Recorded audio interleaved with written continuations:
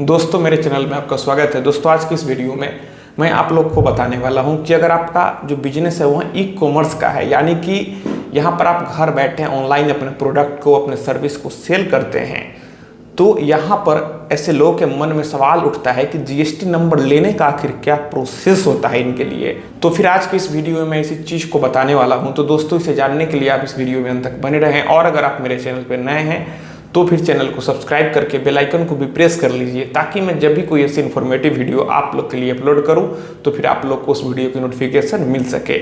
यहाँ पर अगर आपका ई कॉमर्स का बिजनेस है तो यहाँ पर एक रजिस्टर एड्रेस तो आपने ज़रूर दिखाया होगा, जहाँ से आप बैठकर बिजनेस को ऑपरेट करेंगे।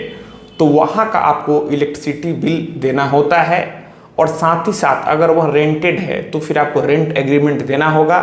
और फिर आपके राज्य में जितने रुपए के स्टाम्प पेपर पर रेंट एग्रीमेंट बनाने का नियम है, आपको उतने रुपए के स्टाम्प पेपर पर ही रेंट एग्रीमेंट बनाना है और उसे नोटराइज कराना है। और साथ ही साथ अगर वह एरिया नगर निगम में आता है तो फिर आपको नगर निगम का रसीद या फिर जमीन का रसीद आपको देना होता है। और यहाँ पर कई बार होता है कि जो बिजली का बिल होता है, जमीन का रसीद होता है या फिर नगर निगम का रसीद होता है, वो आपके माताजी, पिताजी, दादाजी के नाम से होता है, तो भी आपको उनसे एनओसी लेना होता है।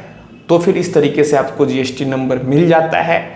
अब यहाँ पर जो भी आपको टैक्स कस्टमर पे करता है, आप कस्टमर से लेते हैं, आपको गवर्नमेंट को पे करना होता है। तो इस तरीके से ई कॉमर्स के बिजनेस में जीएसटी का जो है साइकिल है वो चलता है। अब यहाँ पर कई लोग पूछते हैं कि मुझे ई कॉमर्स का काम करना है, क्या यहाँ पर बिना जीएसटी नंबर लिए काम हो सकता है? तो बिल्कुल भी नहीं। यहाँ पर ई कॉमर्स में जीएसटी नंबर एकदम मैंडेटरी है। और यहाँ पर जीएसटी नंबर लेने से यह फायदा होता है कि अगर फर्म के नाम से, अपने बिजनेस के नाम से अगर बैंक में करेंट अकाउंट खुलवाना है तो फिर जीएसटी के सर्टिफिकेट के आधार पर आसानी से बैंक में करेंट अकाउंट ओपन हो जाता है। क्योंकि जब आप ई कॉमर्स का काम करते हैं तो फिर आप सेविंग अकाउंट में ट्रांजेक्शन तो करेंगे नहीं, आपको करेंट अकाउंट में ही ट्रांजेक्शन करना चाहिए।